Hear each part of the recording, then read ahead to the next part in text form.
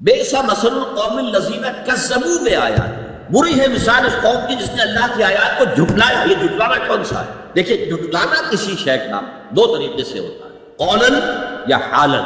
آپ کہتے ہیں تورات اللہ کی کتاب نہیں ہے، یا آپ کہتے ہیں خدا نے خواستہ قرآن اللہ کی کتاب نہیں ہے، یہ بھی تکذیب ہوئی قرآن کی، جھٹلانا ہو گیا، اور یہ ظاہری طور پر علی الاعلان جھٹلانا ہو گیا۔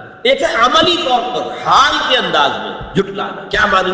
ہاں قرآن اللہ کا کلام تو ہے، لیکن کیا کروں، سوچ کے بغیر تو گزارا نہیں۔ اب یہاں آپ نے قرآن کے ایک حکم کو جو کہ اس نے شد و مد کے ساتھ دیا ہے، اس کی نفی کر دی، یہ جھٹلانا آپ نے اپنے عمل سے جھٹلایا۔ قرآن یہ کہہ رہا ہے، آپ کچھ اور کر رہے ہیں، قرآن کہتا ہے ادھر جاؤ، آپ کسی اور طرف جا رہے ہیں، تو گویا کہ تکذیب ہے، یہ تکذیب حالی ہے، یہ تکذیب عملی ہے۔ حضور نے فرمایا صلی اللہ علیہ وسلم، ما آمن بالقرآن من استحل محارمہ، جس انسان نے قرآن کی حرام کردہ چیزوں کو اپنے لیے حلال ٹھہرا لیا، اس کا قرآن پر کوئی ایمان نہیں، وہ جھوٹا ہے اگر کہتا کہ میرا ایمان ہے قرآن کو۔ تو یہ تکذیب ہے جو یہود نے کی تھی، ورنہ زبان سے تو انہوں نے کبھی نہیں کہا کہ تورات اللہ کی کتاب نہیں ہے۔ ان کا دعویٰ تو یہی رہا کہ ہم جو ہے اللہ کی کتاب تورات کو ماننے والے ہیں۔ یہی حال آج ہمارا، اپنے عمل سے پوری امت مسلمہ قرآن کو جھٹلا رہے ہیں، اس لیے کہ قرآن کا نظام کہیں قائم نہیں، قرآن کے قوانین کہیں نافذ نہیں۔ تو بئس مثل القوم الذین کذبوا بآیات اللہ، اور اس کے بعد فرمایا واللہ لا یہدی القوم الظالمین، اللہ ایسے ظالموں کو ہدایت نہیں دیتا۔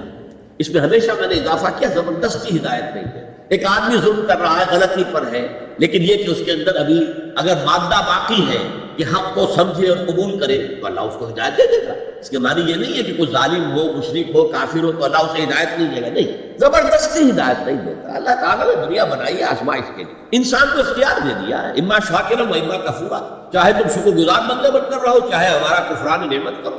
بہرحال دنیا میں ہم نے تمہیں موقع دیا ہے، حرام کھاؤ یا حلال کھاؤ، تمہیں موقع دیا۔ فمن شاء فلیؤمن ومن شاء فلیکفر، جو چاہے ایمان لے آئے، جو چاہے کفر کرے۔ یہ نہیں ہے جو کفر کرے گا فوراً گردن دبا دی جائے گی، مار دیا جائے گا، ختم کر دیا جائے گا۔ آخر حضور کے مخالفین بدترین تھے کافر، ابو جہل ہو کوئی ہو، تو انہیں چھوٹ دی گئی کہ نہیں۔ تو یہ تو اصل میں قرآن جو ہے کہتا ہے کہ یہ دنیا تو آزمائش ہے، لیکن اللہ نہ زبردستی کسی کو گمراہ کرتا ہے، نہ زبردستی کسی کو ہدایت۔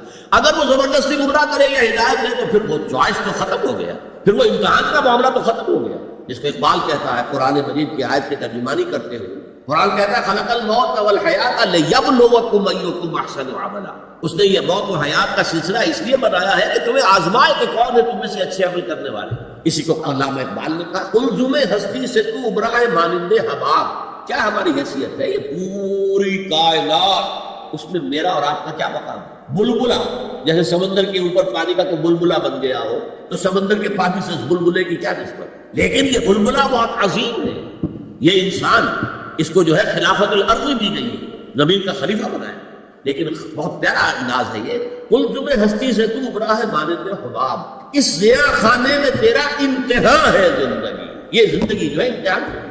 اس اعتبار سے ان اللہ لا یہدی القوم الظالمین، اللہ ایسے ظالموں کو زبردستی ہدایت نہیں دے۔ سورہ صف میں یہ مضمون 2 دفعہ ہے، واللہ لا یہدی القوم الفاسقین، ایسے فاسقوں کو اللہ زبردستی ہدایت نہیں دیتا۔ واللہ لا یہدی القوم الظالمین، اللہ ایسے ظالموں کو ہدایت نہیں دیتا زبردستی۔ یہاں پر دوسرا لفظ آیا ظالمین، اور اگلی سورت جو ہے سورہ منافقون، اس کے بعد ہمیں اسی کا مطالعہ کرنا ہے، اس میں ان اللہ لا یہدی القوم الفاسقین دوبارہ ہے۔